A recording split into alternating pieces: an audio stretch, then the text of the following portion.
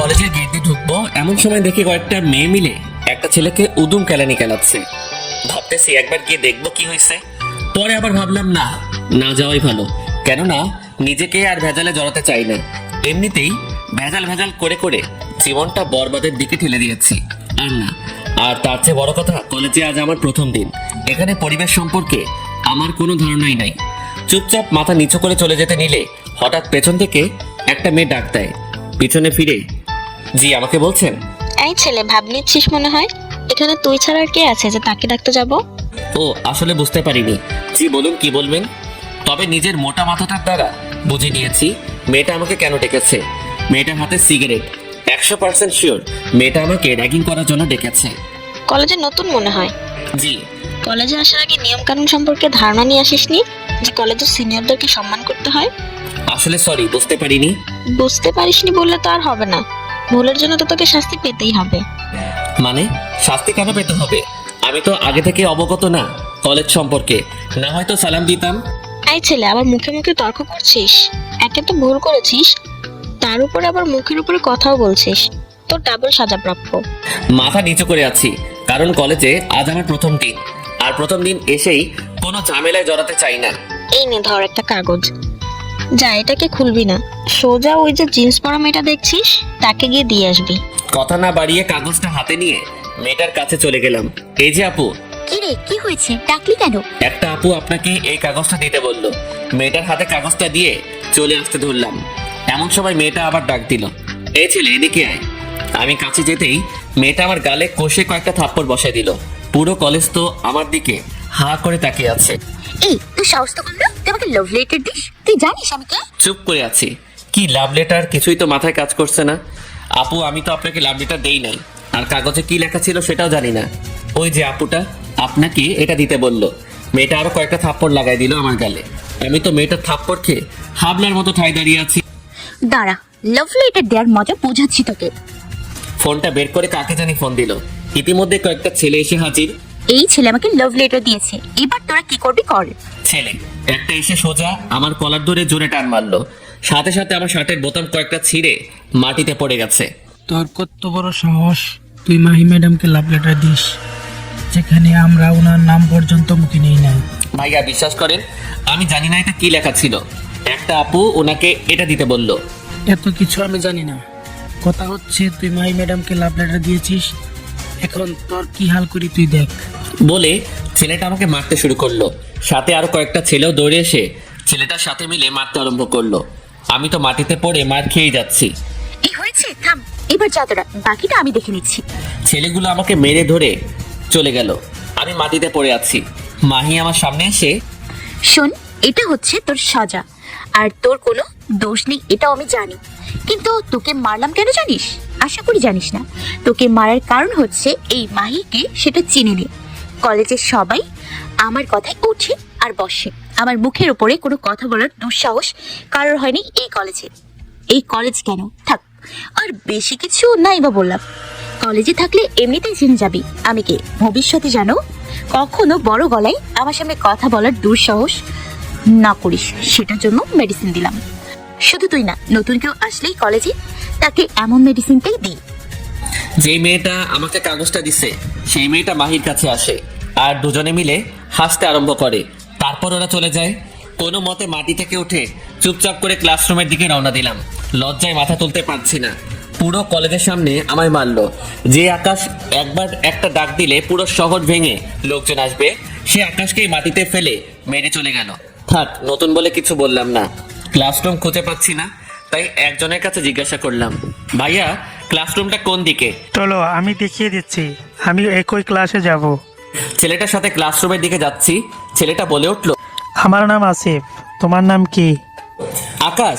আসলে কিছু মনে করিও না, তোমার সাথে যা হয়েছে সবটাই দেখেছি, কিন্তু কিছু বলার ক্ষমতা নেই, কারণ যে মেয়েটা তোমাকে মেরেছে সে মেয়েটা এই শহরের মাফিয়া গ্যাং লিডার।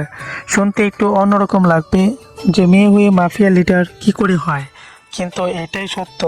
খুব ডেঞ্জারাস মেয়ে, ওর সাথে কথা বলতে ভালো ভালো মানুষেরও প্যান্ট ভিজে যায়। মনে মনে হ্যাঁ, এমন দেখেছি অনেক মাফিয়া টাফিয়া। এমন কয়েক শতাধিক মাফিয়া আমার পায়ের নিচে পড়ে থাকে। দুনিয়াটা কেমন সেটা পরিদর্শন করতে বের হয়েছি। কে পাওয়ারের কেমন অপব্যবহার করে। তারপর দুজনে মিলে ক্লাসে চলে গেলাম। আমি অনার্স তৃতীয় বর্ষের ছাত্র। মানুষের কোলাহল থেকে একটা নিরিবিলি জায়গায় এসেছি, যাতে করে পড়ালেখাটা ভালোভাবে শেষ করতে পারি। বাবা মারা যাওয়ার আগে শেষ একটা ওয়াদা করিয়ে গিয়েছিল যে পড়ালেখা করে মানুষের মতো মানুষ হব। সেই লক্ষ্য নিয়েই নতুন কলেজে এসেছি। পুরান কলেজ পেলে, কারণ সেখানে আমার পড়াশোনা কোনো দিনই হবে না, কারণ পরিবেশটা অন্যরকম। সর্বদা দাঙ্গা ফাসাদ নিয়ে পড়ে থাকে সকলে, তাই এই শহরে চলে এসেছি। কিন্তু শহরের মানুষগুলোও যে একই রকম সেটা আর বুঝতে বাকি নাই। ক্লাসরুমে ঢুকে চুপচাপ বসে আছি। স্যার এখন আসে নাই। সবাই আমার দিকে বাঁকা চোখ করে করে দেখছে, কারণ একটু আগে যে ধুলাই খেয়ে এসেছি। আমার পাশে আসিফ বলল, আকাশ, মন খারাপ করিও না। সবাই তোমার দিকে যেমন করেই তাকাক না কেন, আমি তোমাকে বন্ধুর চোখেই দেখবো। Thank you. একটু পর স্যার ক্লাসে এসে, শুনলাম আজ মাফি নাকি নতুন কাউকে র্যাগিং করেছে আর তাকে নাজেহাল ভাবে মেরেছে। সে কে? সবাই আমার দিকে আঙুল দিয়ে দেখিয়ে দিল। আমি মাথা নিচু করে তাকিয়ে আছি। তোমার নাম কি? আমার নাম আকাশ। থাক বাবা, বাদ দাও, যা হয়েছে বাদ দাও। মাফিকে তোমার মতো কোনো ক্ষমতা এই কলেজের কারো নাই। এই কলেজের কেন, পুরো শহরের কারো নাই। আর তুমি ওর থেকে একটু দূরে দূরে থেকো। এমন সময় মাহি ক্লাসে ঢুকে পুরো গ্যাং নিয়ে, তার মধ্যে কাগজ দেওয়া মেয়েটাও আছে। কি স্যার, আমার নামে কি গুণগান গাওয়া হচ্ছে নাকি? স্যার ভয় চুপ করে আছে। গুণগানই যেন হয়, বদনাম করলে শরীর থেকে মাথা আলাদা করে ফেলবো। তারপর সবাই ক্লাসে বসলো। মনে মনে ভাবে, কিরে কাগজ দেওয়া মেয়েটা না বলেছিল মেয়েটা সিনিয়র, তাহলে আমাদের ক্লাসে কি করে? দূর, মাথায় কাজ করছে না। স্যার ক্লাস থেকে বের হন, আজ ক্লাস করতে হবে না। স্যার মাহির এক কথায় ভয় বেরিয়ে গেল। আমি আর আসিফ চুপ করে ক্লাসে বসে আছি। মাহি আর ওর পুরো গ্যাং ক্লাসটাকে মাথায় তুলে ফেলছে। এমন সময় প্রিন্সিপাল আসে। মাই, আজ নাকি স্যারকে ক্লাস করতে মানা করেছো? হ্যাঁ মানা করেছি তো। গুরুত্বপূর্ণ ক্লাসগুলো এইভাবে অবহেলা করলে পরীক্ষায় পাশ করবে কিভাবে? এই টাকলা, তুই তো কথা বলিস কোন সাহসে? হ্যাঁ, প্রিন্সিপাল স্যার ভয় চলে যায়। মাহিরা আবার হই হুল্লোড় শুরু করে ক্লাসে। ছাত্রদেরকে সম্মান করে না ভালো কথা, কিন্তু একটা কলেজে প্রিন্সিপালের সাথে এইরূপ আচরণ কিভাবে করতে পারলো? মনে মনে ভাবি, না, আমার সেই আগের রূপে ফিরে যেতে হবে। রক্তের বন্যা না ঝরালে এইসব মানুষকে কখনো শিক্ষা দিতে পারবো না, যারা পাওয়ারের অপব্যবহার করে। চুপচাপ করে ক্লাসে বসে আছি। একটু পর মাহি আমার কাছে আসে। কি রে, এখন কেমন ফিল হচ্ছে তোর? মার খেয়ে তোর অনুভূতিটা কেমন? সবাই হাসাহাসি করছে। আমি চুপচাপ বসে আছি। এখন লাউড হওয়া যাবে না, কয়েকটা দিন যাক, তারপর কত বড় মাফিয়া সেটা দেখে নিব। কি রে, কথা বলছিস না কেন? আবার মার খাওয়ার ইচ্ছা আছে নাকি? আমি আমার মতো চুপ করে আছি। প্লিজ তোমরা ওকে ছেড়ে দাও। ওর সাথে তোমরা আর কিছু করিও না। বেচারা আজ প্রথম এসেই মার খেলো। এই ছাগলের 4 নাম্বার বাচ্চা, তোর মুখে দেখে বুলি ফুটেছে। তোরও কি মার খাওয়ার শখ আছে নাকি? হ্যাঁ, যে ওর হয়ে ওকালতি করছিস? আসিফ ভয়ে চুপ হয়ে গেল। আমাকে যে কাগজ দিয়েছিল সেই মেয়েটা বলে, আরে মাহি ছাড় তো, বাদ দে। যা মার খেয়েছে এরপর কখনো তোর সামনে কথা বলার মতো দুঃসাহস করবে না। এলিনা, তুই ঠিক বলেছিস। যে কাগজ দিয়েছিল ওই মেয়েটার নাম এলিনা। তারপর ওরা ক্লাসরুম থেকে বের হয়ে যায়, আর আমি আর আসিফও ক্লাসরুম থেকে বের হয়ে আসি, কারণ আজ ক্লাস হবে না। মাহি একবার বলে দিয়েছে, এরপর আর কারোর ক্ষমতা নাই যে মাহির কথার অবজ্ঞা করে ক্লাস করাবে। আচ্ছা চলো আমরা ওই দিকটায় গিয়ে বসি। আচ্ছা চলো। আসিফ আর আমি একটা নিরিবিলি জায়গায় বসে আছি। এমন সময় একটা মেয়ে আসে। মেয়েটার নাম নাফিসা। মেয়েটা আসিফের বন্ধু। আসিফ আমার সাথে মেয়েটার পরিচয় করিয়ে দিল। বাহ, ভালোই লাগছে। প্রথম দিন এসেই দুজন বন্ধু বানিয়ে ফেললাম। আচ্ছা আকাশ, তোমার বাসা কোথায়? তুমি থাকো কোথায়? আর তোমার বাসায় কে কে আছে? আসলে আমার বাসা চট্টগ্রামে, তবে এই শহরে একটা বাসা ভাড়া করে থাকি। আর আমার বাসায় কে কে আছে বলতে, মা, ছোট বোন আর আমি। বাবা মারা গিয়েছে বেশ কিছু বছর আগে। ও সরি। আরে সরি বলার কিছুই নেই। আর আমরা তো ফ্রেন্ড নাকি? ফ্রেন্ডদের মধ্যে সরি টরি এসব চলে না। ফ্রেন্ড, তবে পুরোপুরি না। একটা জিনিসের কমতি আছে, সেটা হচ্ছে তুমি করে বলা, যেটা ফ্রেন্ডশিপে চলে না, তুই ছাড়া। আচ্ছা তুই করেই বলবো। আচ্ছা আকাশ, মাহি মেয়েটা আসতো কিভাবে মারলো? তুই কোনো প্রতিবাদ করলি না কেন? কিভাবে করব বল? সে নাকি মাফিয়া টিমের লিডার। ওর কথায় পুরো শহর কাঁপে। এত কিছুর পর কিভাবে প্রতিবাদ করব বল? আর তার থেকে বড় কথা, কলেজে নতুন এসেছি। আজ এইমাত্র কিভাবে করব? বেশ কিছু সময় আড্ডা দিয়ে বাসায় চলে আসলাম। ফ্রেশ হয়ে খাবারটা খেয়ে মাত্র বিছানায় পিঠটা লাগিয়েছি। এমন সময় ছোট ভাই নাসিম ফোন করে আর বলে, ভাই, একটু আগে নাকি মাফিয়ার ছেলেরা শহরে আসে কয়েকটা ছেলেকে বেহেরাম ভাবে মারে, যেখানে আমার ছোট ভাইও ছিল। মেরে সব কয়টাকে তাদের সাথে করে নিয়ে গেছে। ধুর, যত চাই এসব থেকে নিজেকে দূরে রাখবো ততই আরো সেই দিকে ইনভলভ হচ্ছি। আচ্ছা যা, টেনশন করিস না, রাতের মধ্যে তোর ভাইকে ওরা ছেড়ে দিবে। ফোন কেটে ইয়াসিনকে ফোন দিলাম। ইয়াসিন, ক্রু কোড 11, যেটা নাসির ভাইয়ের সাথে কথা বলার পরবর্তী কোড, যেটা আমি আর উনি ছাড়া কেউ জানে না। তুই ফোন দিয়ে বল শহরের মাফিয়ার ছেলেরা নাকি নাসিমের ছোট ভাইকে ধরে নিয়ে গেছে, তাদেরকে যেন ছাড়িয়ে নিয়ে আসে। না হয় আমার মাথা যদি গরম হয়, শহরে কোনো মাফিয়া থাকবে না। আচ্ছা ভাই, আমি এখন নাসির ভাইকে বলতেছি। নাসিরের কথায় পুরো শহরে মাফিয়ারা কাজ করে। আমার মাথায় কাজ করতেছে না। মাফিয়া মাফিয়া বলে যে এত লাফালাফি করতেছে, এই মাফিয়ার আসল বসকে তারা যদি জানতো তাহলে জায়গায় মল মূত্র ত্যাগ করতো। সামান্য একটা শহরের লিডার হয়ে এত পাওয়ার দেখাচ্ছে, তাহলে যে মাফিয়া জন্ম দিয়েছে তার পাওয়ার কতটা হওয়া দরকার। তারপর একটু রেস্ট নিয়ে বিকালবেলা হাঁটতে বের হলাম। এমন সময় দেখি কয়েকজন মানুষ আর পুলিশ মিলে রাস্তাঘাট অফ করে দিচ্ছে, কারণ মাফিয়া লিডার নাকি এই পথ ধরে যাবে। এখন কে যাবে সেটা তো আর আপনাদের বলতে হবে না, মাহি যাবে এখন। আমিও আমজনতার মতো রাস্তার একপাশে চুপচাপ দাঁড়িয়ে আছি।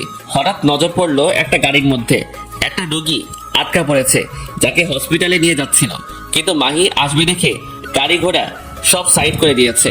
রোগীটার অবস্থা খুব খারাপ, ইমার্জেন্সি হসপিটালে নিয়ে না গেলে হয়তো এখানে সে দম ছেড়ে দিবে। এবার আর চুপ থাকলাম না, দৌড়ে গেলাম গাড়িটার কাছে। গাড়ির কাছে গিয়ে ড্রাইভারকে বললাম গাড়ি স্টার্ট দিতে, কিন্তু সে ভয় না করে। আমি বললাম কোনো সমস্যা হবে না, আমি আছি আপনার সাথে। আমি প্রাণে মরতে চাই না, মাফিয়ার লোকেরা অনেক ডেঞ্জারাস। এই, আপনি গাড়ি থেকে নামেন, আমি গাড়ি চালাচ্ছি। সে রাজি হয় না, এবার রাগ উঠে গেল। ওকে কলার ধরে গাড়ি থেকে নামাই দিয়ে নিজের গাড়ি নিয়ে হসপিটালে রওনা দিলাম। কাউকে দেখার সময় নাই, আগে মানুষটা যান বাঁচানো ফরজ। হসপিটাল পৌঁছে দিয়ে মাত্র বের হলাম, এমন সময় কয়েকজন ছেলে এসে আমাকে জোরপূর্বক তাদের সাথে নিয়ে গেল। এই ছেলে কে তোমরা, আর তোমরা আমাকে কোথায় নিয়ে যাচ্ছ? চুপ করে থাক, একদম বেশি বাড়াবাড়ি করবি না, সোজা শরীর থেকে মাথাটা আলাদা করে ফেলবো। চুপ করে তাদের সাথে গেলাম, তারা আমাকে মাহির কাছে নিয়ে গেল। আমাকে দেখে কি তোর ভয় হয় না রে, ছোট লোকের বাচ্চা? তুই নাকি গরিবের রবিনহুড হয়েছিস? আমার লোকেরা পথ ব্লক করার পরেও কোন সাহসে গাড়ি নিয়ে রাস্তায় নেমেছিস? মানুষটা আর অল্প সময় হলে মরে যেত, তাই রুগীটাকে নিয়ে হসপিটালে দিয়ে এসেছি। এই কুত্তার বাচ্চা, আমার মুখের উপরে কথা বলিস আবার? একে তো ভুল করেছিস, এখন আবার এই তোরা ব্যাটাকে নিয়ে গিয়ে জীবনে তোরা শিক্ষা দিয়ে দিবি। একটা হাত আর একটা পা যেন অচল হয়ে যায়। মাহির কথা মতো ওরা আমাকে নিয়ে যায়, নিয়ে গিয়ে একটা রুমে বন্দি করে রাখে। তারপর তারা চলে যায়। কিছু সময় পর আবার ফিরে আসে গরম একটা লোহার টুকরা নিয়ে। ছেলেটা গরম লোহার টুকরাটা নিয়ে সোজা আমার পা বরাবর বাড়ি মারে। এত জোরে বাড়ি মারে যে মাগো বলে চিৎকার দিয়ে উঠি। তারপর আবার হাতের উপরে বাড়ি মারে, সাথে সাথে হাতটা মট করে ভেঙে যায়। স্পষ্ট বুঝতে পারছিলাম হাতটা ভেঙে গেছে। সারের মতো চেঁচাতে আরম্ভ করি, মনে হচ্ছে যে জানটা বের হয়ে যাবে। তারপর তারা আমাকে নিয়ে গিয়ে রাস্তার মধ্যে ফেলে রেখে চলে আসে। মাটিতে গড়াগড়ি করছি, কেউ সাহায্যের জন্য এগিয়ে আসছে না। একটা বয়স্ক লোক আমায় হসপিটালে দিয়ে আসে। হসপিটালে পৌঁছে জ্ঞান হারিয়ে ফেলি। 1 সপ্তাহ পরে জ্ঞান ফিরে আসে। জ্ঞান ফেরার পর যা দেখতে পাই, পুরো মাথা যেন ভোঁ ভোঁ করে ঘুরতে থাকে। পুরো হাসপাতালে ছেলে পেলে দিয়ে ভরে গেছে, সবার মাথায় তো আগুন উঠে গেছে। আমাকে এই অবস্থায় দেখে আমার জ্ঞান ফিরেছে শুনতে পেয়ে সকলেই এসে হুমড়ি খেয়ে কান্না করতেছে। আকাশ ভাই, আপনি ঠিক আছেন তো? আরে পাগল, তোরা কান্না করতেছিস কেন? দেখ আমি ঠিক আছি, আমার কিচ্ছু হয় নাই, তাও ছেলে পেলে মানতেছে না। ডাক্তার 1 মাস বেড রেস্ট দিল। ছেলে পেলের জন্য হসপিটালের বাহিরের কোনো মানুষ ঠিকমতো আসা যাওয়া করতে পারতেছে না। এত মানুষ আসছে আমাকে দেখতে। তারপর আমাকে সবাই নিয়ে গেল, ভালো একটা হোটেল বুক করলো, সেখানেই থাকার ব্যবস্থা করলো আমার।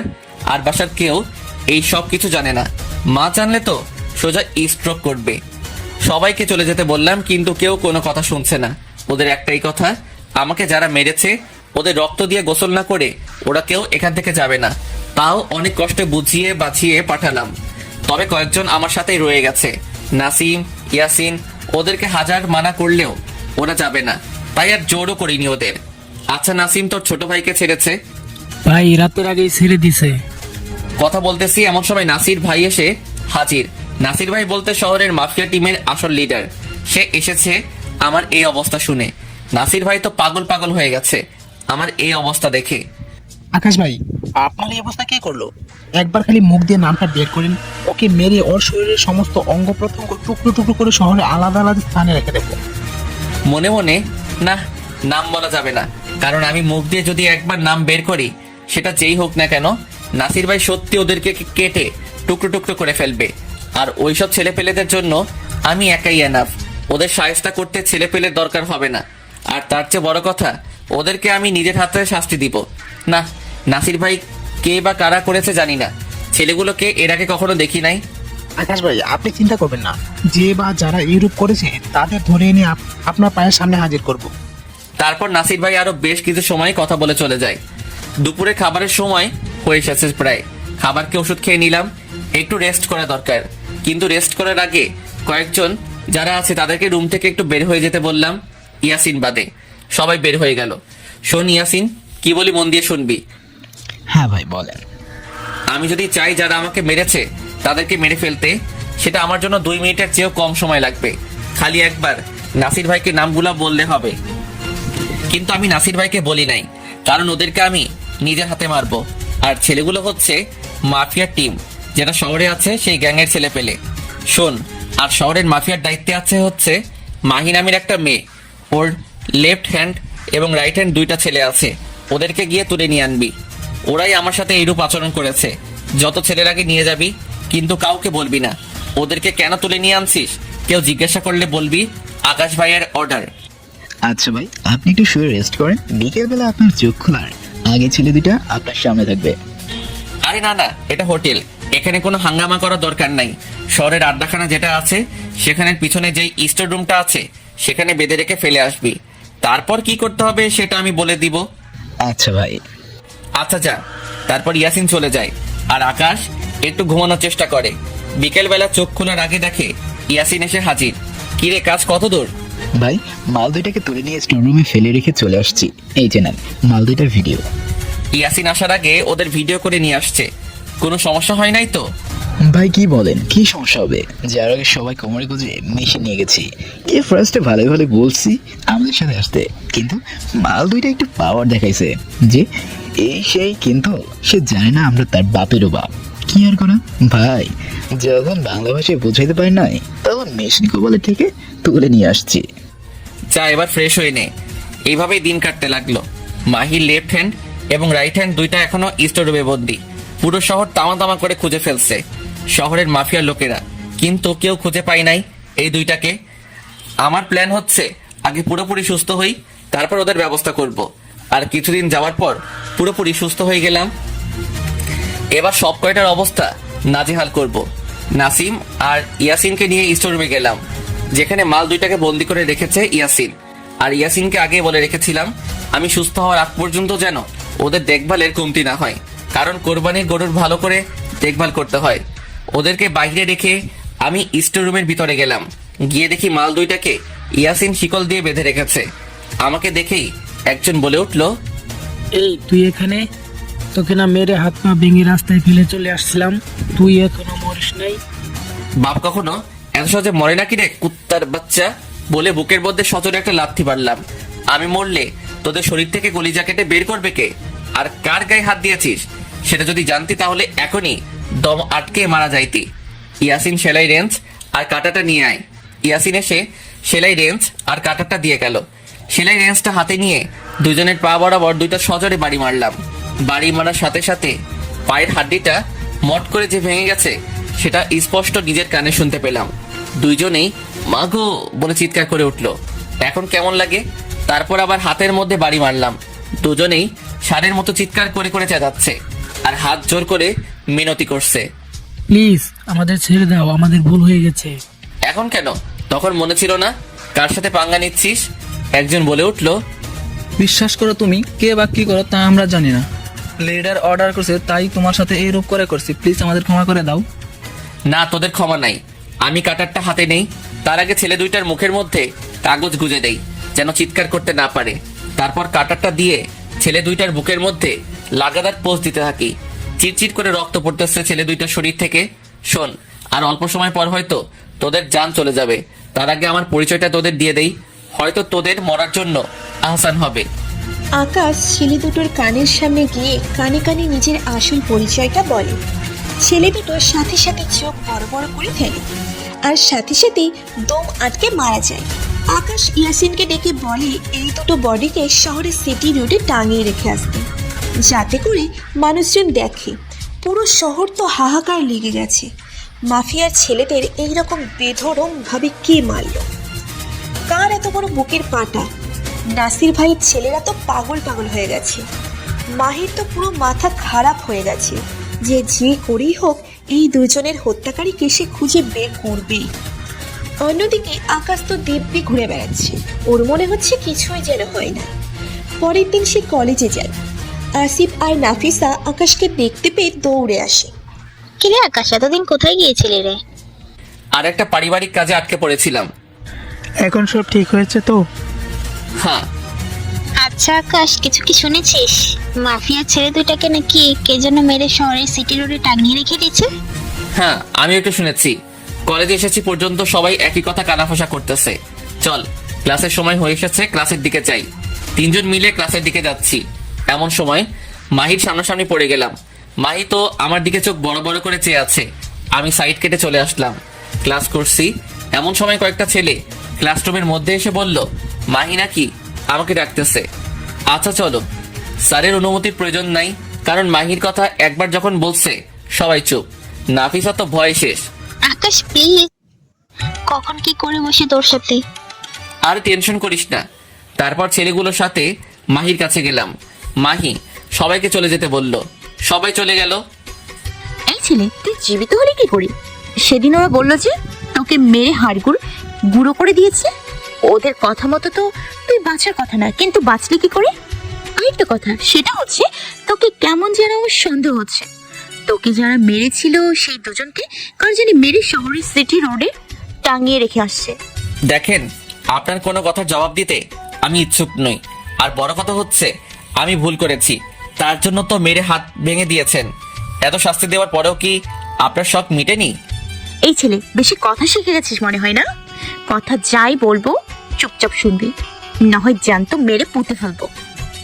আকাশ চুপ করে আছে। শোন, তোর উপর আমার সন্দেহ লাগছে। আমার ছেলেপেলেরা তোর উপর নজরদারি রাখবে, মাথায় রাখিস। আচ্ছা। ক্লাস করে বাসায় চলে গেলাম। এইভাবে আরো কয়েকটা দিন কাটলো। এই কয়েকদিন এই লক্ষ্য করলাম মাহি যেন কেমন পরিবর্তন হয়ে গেছে। আমি কলেজে আসলেই মাহি আমার দিকে ড্যাব ড্যাব করে চেয়ে থাকে। একদিন ক্লাস শেষ করে যাচ্ছিলাম বাসায়, এমন সময় মাহি ডাক দেয় আমাকে। আই, এদিকে আয়। হ্যাঁ বলেন। এই, তুই কি সিঙ্গেল? মানে বুঝলাম না। তুই কি কোনো রিলেশন করিস? না। এখানে এসে আমার পাশে বস। আমি কথা না বাড়িয়ে মাহির কাছে গিয়ে বসলাম। শোন, আজ থেকে তুই রোজ ক্লাস ছুটির পর এসে আমার সাথে এখানে বসে থাকবি। হঠাৎ মাহির নাম্বার একটা ফোন আসে। যে ছেলে দুইটাকে ঝাড়া মেরে ফেলে দিয়ে গেছে তাদের একজনের সংবাদ পাওয়া গেছে। অপর পাশ থেকে কি বলছে কিছু শুনতে পাচ্ছি না, খালি মাহির কথাই শুনছি। ওকে যে করে হোক আটক করে আমার সামনে নিয়ে আয়। ফোনের অপর পাশ থেকে খবর পেয়েছি আজ নাকি সে রাতের বেলায় চৌরাস্তার মোড়ে কোনো এক কাজে যাবে, সেখান থেকে তুলে নিয়ে আসবো। আচ্ছা। মাহি ফোন রেখে দিয়ে বেটা, এবার যাবি কই? আমার ছেলেদেরকে মারা এবার বোঝাবো। আজ রাতেই তোর খেল খতম। মাহির অল্প কথা শুনে বুঝে গেলাম ইয়াসিনের নাম জেনে গেছে। আজ রাতে ইয়াসিনকে ওরা কিছু একটা করবে। এবার তুই বাসা যা, আমার কাজ আছে। আমি তাড়াতাড়ি উঠে বাসায় চলে এলাম। এসে ইয়াসিনকে ফোন দিলাম। ইয়াসিন ফোন রিসিভ করছে না। অনেকবার ফোন দিলাম, তাও রিসিভ করলো না। মাথা তো ঘুরতেছে। আমার জালে আমি নিজেই ফেসে গেলাম। এখন যদি ইয়াসিনকে খবর দেওয়া না হয়, সে 100% শিওর বিপদে পড়বে। একটু পর দেখলাম ফোনটা বাজছে। ফোনের দিকে তাকাতেই দেখলাম ইয়াসিন ফোন করেছে। ইয়াসিন, কোথায় তুই? আচ্ছা শোন, যেখানে আছিস তাড়াতাড়ি আমার সাথে দেখা কর। ইয়াসিন তাড়াতাড়ি 30 মিনিটের মধ্যেই আমার কাছে চলে আসলো। আমি ওকে বললাম তোর নাম ওরা জেনে গেছে। তোমার সমস্যা কি? আমি কি ওদেরকে ভয় পাই নাকি? আপনি থাকতে এই জমিনে ভুগে কে আমার গায়ে হাত দিবে? এমন মানুষ এখনো পয়দা হয় নাই। হ্যাঁ, তোর কিছুই করতে পারবে না। তবে এটা বলতো, আজ রাতে কি তোর কোথাও যাওয়ার প্ল্যান আছে? হ্যাঁ ভাই, চৌরাস্তার মোড়। ওকে, সমস্যা নাই। ওরা আজ রাতেই কিছু একটা করবে, আর আজ রাতেই আমি আমার আসল রূপ দেখাবো। খবর দে সব ছেলেপেলেদেরকে আকাশ মাহমুদ কি সেটা আজ পুরো শহরবাসী জানবে। গাড়ি করে শুধু আকাশ মাহমুদের ছেলে পেলে শহরে আসতে থাকে। কম করে হলেও 1000 ছেলে আসে, সবার কোমরে আর্মস, কেউ কেউ আবার ওম নিয়ে আসে, যেটা রেট অফ ফায়ার, যেটা কয়েক কিলোমিটার দূর থেকে তারা নিশানকে তাক করতে পারে। ছেলেপিলে তো আজ পুরো ক্ষিপ্ত, কার এত বড় বুকের পাটা যে আকাশ মাহমুদের সাথে পাঙ্গা নেবে। আকাশ তারপর সমস্ত ছেলেদেরকে শহরের আড্ডায় একত্রিত করে, কে কোথায় থাকবে সেটা বলে দেয়। ছেলেরা চৌরাস্তায় মোড়ের জায়গায় জায়গায় ফিট হয়ে যায়। চৌরাস্তার মোড়ে যত বড় বড় দালান বা টাওয়ার আছে, সব জায়গায় আকাশের ছেলে পেলে ওম নিয়ে ফিট হয়ে আছে। আকাশ শুধু অর্ডার করবে, সাথে সাথে শহরে রক্তের বন্যা বয়ে যেতে দেরি হবে না। অন্যদিকে শহরের মাফিয়ারা পুরো শহরের যত গ্রুপ আছে সবাইকে একত্রিত করে, উদ্দেশ্য একটাই, ওদের গ্রুপ মেম্বারদেরকে যারা হত্যা করেছে তাদেরকে আজ মৃত্যুর চৌকাট অবধি পৌঁছে দেবে। শহরে প্রায় কয়েক শতাধিক গ্রুপ আছে, সবাই একজোট হয়। রাতের বেলায় আজ তারা ইয়াসিনকে ধরবে, তারপর বাকি যারা ওর সাথে ছিল সব কয়টার নাম বের করে ওকে মেরে ফেলবে। আর ওদেরকে লিড করতেছে নাসির ভাই, আর সাথে তো মাহি আছেই। ওদের নেতৃত্বে মাফিয়ার সকল গ্রুপ মেম্বার আজ একত্রিত হয়েছে। নাসির ভাই জানে না ওদের জন্য আজ মৃত্যু অপেক্ষা করতেছে। নিজের পাতানো ফাঁদে যে নিজেরাই আটকে পড়বে এই ধারণা কারও নেই। বিকেল পেরিয়ে প্রায় মাগরিব হয়ে আসে। আকাশের লোকজন সবাই যে যার জায়গা মতো ফিট হয়ে আছে, আর আকাশ বলে দেয় ইয়াসিন আগে একা যাবে। মাফিয়ার গ্রুপরা সবাই অপেক্ষা করতেছে কখন বলির পাঠাটা আসবে। একটু পর প্ল্যান মোতাবেক ইয়াসিন চৌরাস্তার মোড়ে যায়। সাথে সাথে মাফিয়ার ছেলেপেলেরা ইয়াসিনকে চারপাশ থেকে ঘিরে ফেলে। সবার হাতে চাপাটি বড় বড় রামদা। ইয়াসিনকে আজ টুকরো টুকরো করে ফেলবে। নাসির ভাই আর মাহি একটা গাড়িতে বসে আছে। ছেলেপেলে দৌড়ে আছে ইয়াসিনকে মারার জন্য, কিন্তু যারা যারা দৌড়ে আসে সব কয়টার মাথায় খুলি ছিদ্র হয়ে মাটিতে লাশ হয়ে পড়েছে। রেট অফ ফায়ার দিয়ে মাথার খুলি ছিদ্র করে ফেলেছে আকাশের ছেলেরা। মাফিয়ার সবাই তো ভয় পেয়ে যায়, কেউ বলতে পারে না কি ঘটছে। এবার ইয়াসিনের সাথে ওর দলের 10-15 জন গিয়ে দাঁড়ায়। মাফিয়ার ছেলে পেলে আরও এক ঝাঁক এগিয়ে আসে মারার জন্য। ওই 10-15 জন মিলে প্রায় শতখানিক মাফিয়ার গ্রুপকে মেরে জায়গার মধ্যে তুলে ধরা বানিয়ে ফেলে।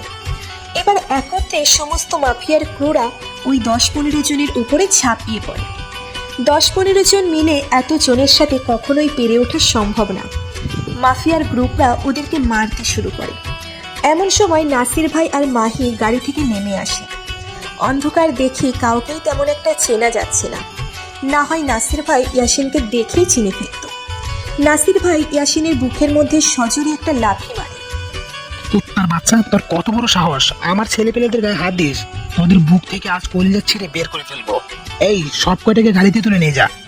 নাসির ভাই আর মাহি গাড়িতে উঠতে যাবে, এমন সময় সামনের দিকে তাকিয়ে দেখে কয়েক হাজার ছেলে পেলে বড় বড় আর্মস হাতে নিয়ে দাঁড়িয়ে আছে।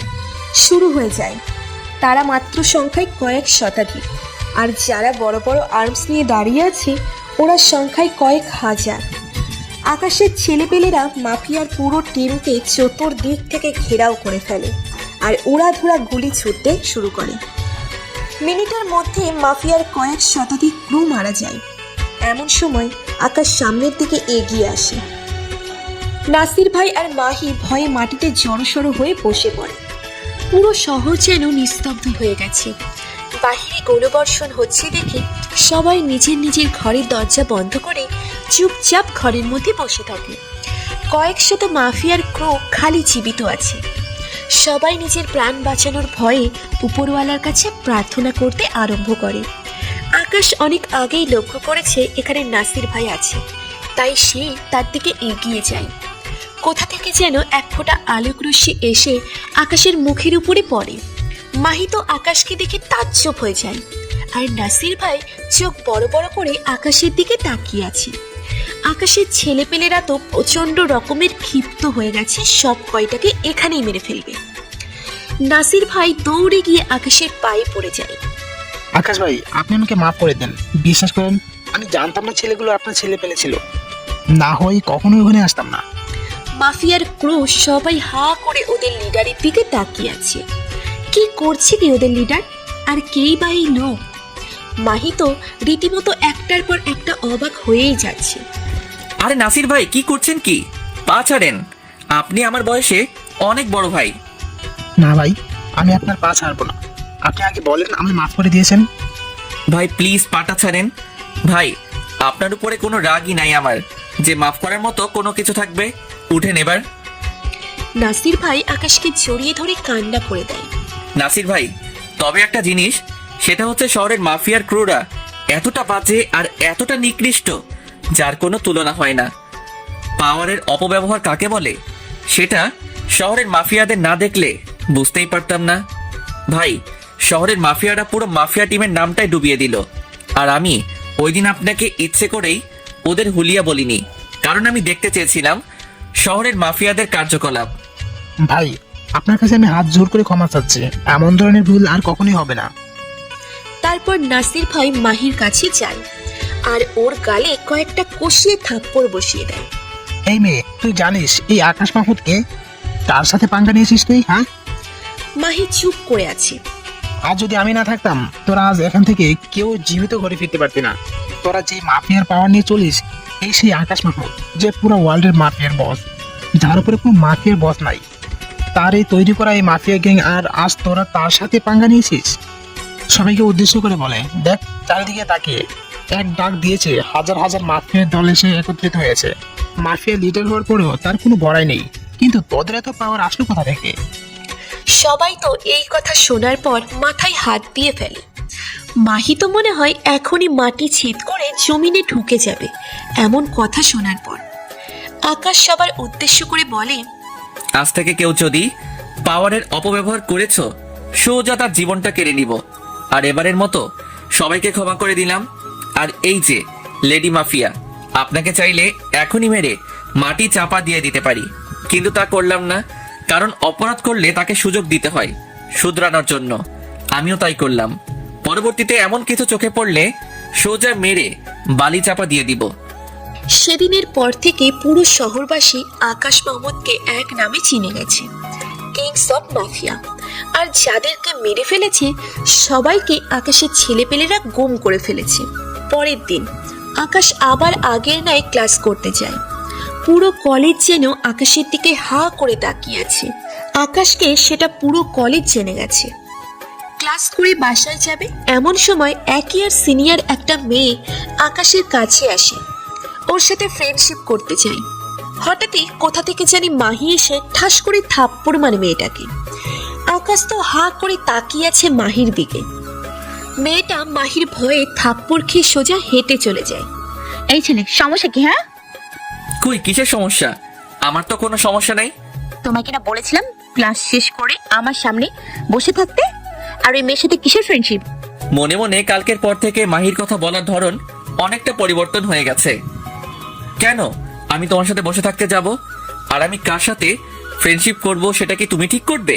দুজনই এখন তুমি তুমি করেই কথা বলে। আমি বলেছি তাই আমার সাথে বসবা। হ্যাঁ, আর আমি ঠিক করবো কে তোমার সাথে ফ্রেন্ডশিপ করবে। আসছে। মাহি আকাশের হাতটা ধরে জোর করে কালকের স্থানটাতে নিয়ে যায়। আকাশ তো পুরো হা হয়ে আছে মেয়েটার আচরণ দেখে। দেখো, আমি যা বলি খোলামেলা বলি, ঘুরিয়ে পিছিয়ে বলার অভ্যাস আমার নেই। দেখো, আমি আমার ভুলের জন্য ক্ষমা চাচ্ছি। তুমি কে সেটা আমি জানতাম না, না জেনেই তোমার সাথে এত কিছু করে ফেলেছি। আমার কাজের জন্য আমি সরি। কিন্তু একটা কথা যেটা অপ্রিয় সত্য, সেটা হচ্ছে এই কয়েকদিনে তোমার জন্য মনের কোনো এক কোণে জায়গা হয়ে গেছে। তোমায় হয়তো ভালোবেসে ফেলেছি। দেবে কি আমায় একটা সুযোগ? আরে আরে, কি মাথা খারাপ হয়ে গেছে নাকি তোমার? পাগলের মতো যাতা বলছো। ভালোবাসা কি এত সহজ? শোনো, আর যাই হোক না কেন তোমার মতো মেয়েকে ভালোবাসা যায় না, কারণ তোমার মধ্যে মনুষ্যত্বের কোনো ছিটে ফোঁটাও নেই। দেখে এসেছি এতদিন ধরে কলেজে কি রূপ আচরণ করেছো সবার সাথে, আর বিশেষ করে আমার সাথে যা করেছো সেটা তো কোনো দিনই বলবার মতো নয়। দেখো, তুমি তোমার মতো থাকো, আমি আমার মতো থাকবো। প্যারা দিতে আসবা না আমাকে একদম। গেলাম আমি, বলে উঠে চলে যাই। এই আকাশ, শোনো প্লিজ। কে শোনে কার কথা? আকাশ উঠে চলে গেছে। মাহি মনে মনে ভাবে, কি মনে করেছিস তুই নিজেকে? তোকে আমি ভালোবাসতে যাব? হয়তো তুই মাফিয়ার কিং, কিন্তু আমি কে সেটা তুইও জানিস না। তোকে জমের বাড়ি পাঠানোর জন্য আমাকে নিযুক্ত করা হয়েছে। তোকে জমের বাড়ি পাঠিয়ে আমি দম নিব। এতদিন সুযোগে ছিলাম মাফিয়ার আসল কিং কে সেটা জানার জন্য, কিন্তু কোনোভাবেই সন্ধান বের করতে পারছিলাম না। কিন্তু শেষমেশ এসে বলির পাঠা নিজেই ধরা দিল, কিন্তু ওকে যে লাইনে আনতে পারলাম না। না, যে করেই হোক ভালোবাসার মায়াজাল ওকে ফাঁসাতেই হবে। অন্যদিকে মাহি, তোমাকে প্রথম দেখাতেই আমার মনে ধরে গেছে, কিন্তু তোমার দুষ্কর্মের জন্য মনের মধ্যে তোমাকে নিয়ে একটা ঘৃণা কাজ করছে। না হয় তোমায় কখনোই ফিরিয়ে দিতাম না। আর আমি না, তোমাকে কেউই ফিরিয়ে দিবে না, কারণ তোমার মতো সুন্দরী মেয়েকে যে ঠুকরাবে সে নেহায়েত বোকামি করবে। আকাশ বাসায় চলে যায়।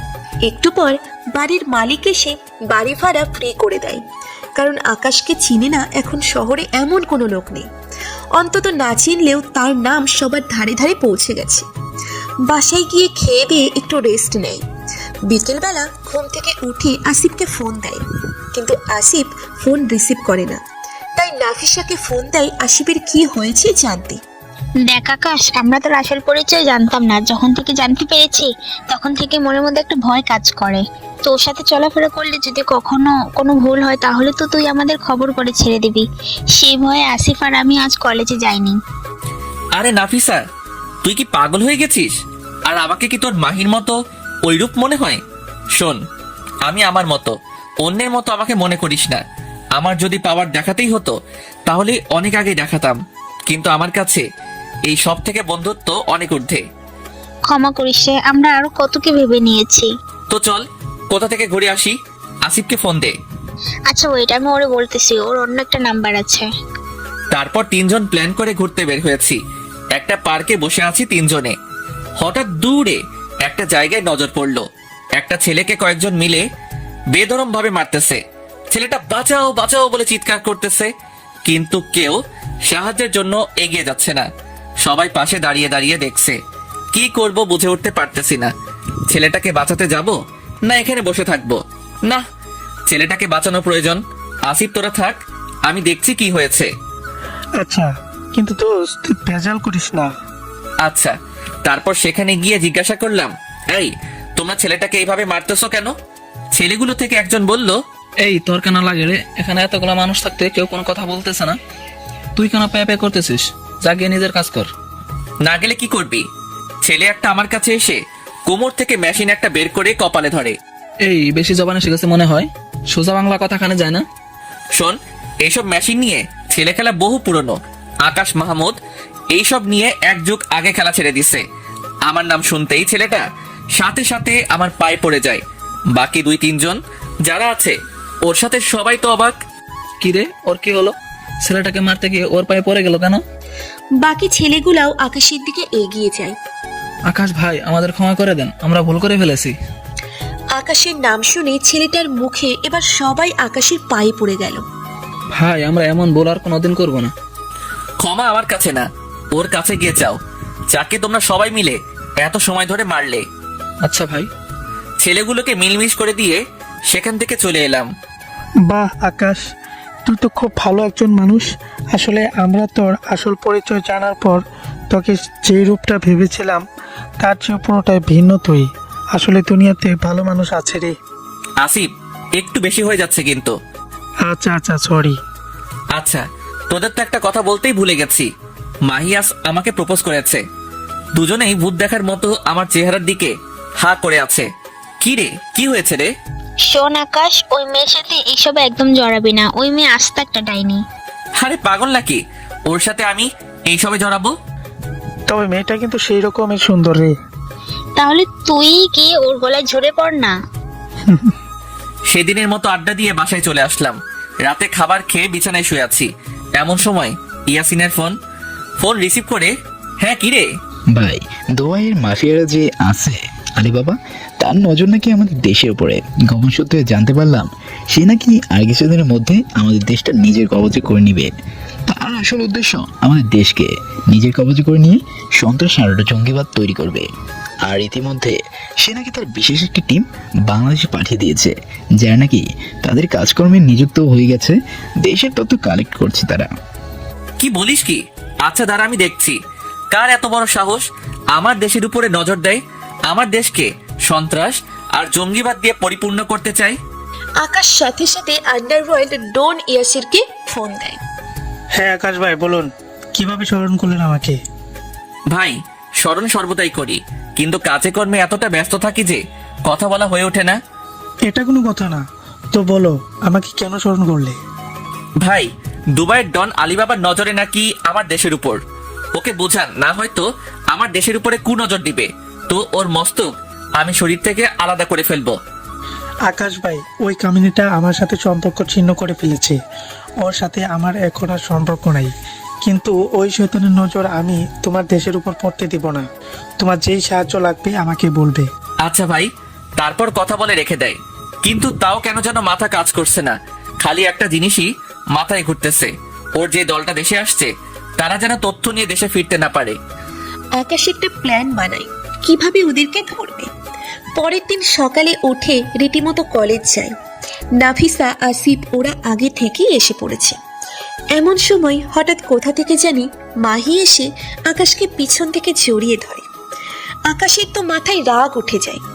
আকাশ মাহিকে সামনে ঘুরিয়ে ওর গালের মধ্যে কয়েকটা থাপ্পড় বসিয়ে দেয়। মাহি তো বেকুবের মতো হা হয়ে আছে আকাশের থাপ্পড় খেয়ে।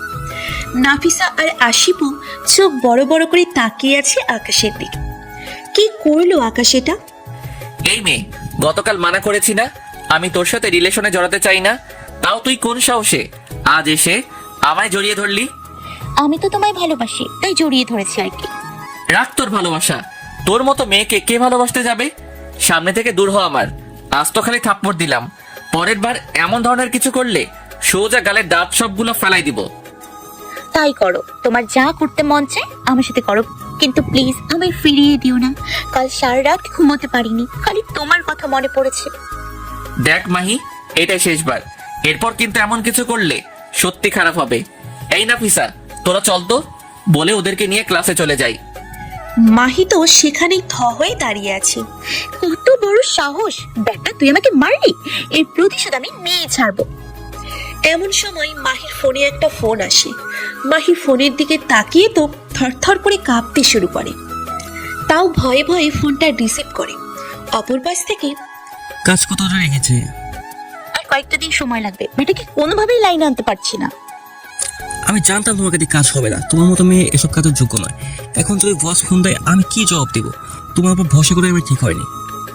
বস প্লিজ আর কয়েকটা দিন সময় দিন আমায়, আমার উপরে বিশ্বাস রাখেন। আমি যে করেই হোক ওকে নিজের কবজে এনে ওর অস্তিত্ব মুছে দিব। আমাদের কাছে সময় আছে আর 21 দিন, মানে 3 সপ্তাহ। 21 দিন পর আমরা আমাদের কাছে ইন্তজাম দেবো। তার আগে যা করা করতে হবে, না হয় তুমি জীবনে তোমার প্রাণ হারাবে।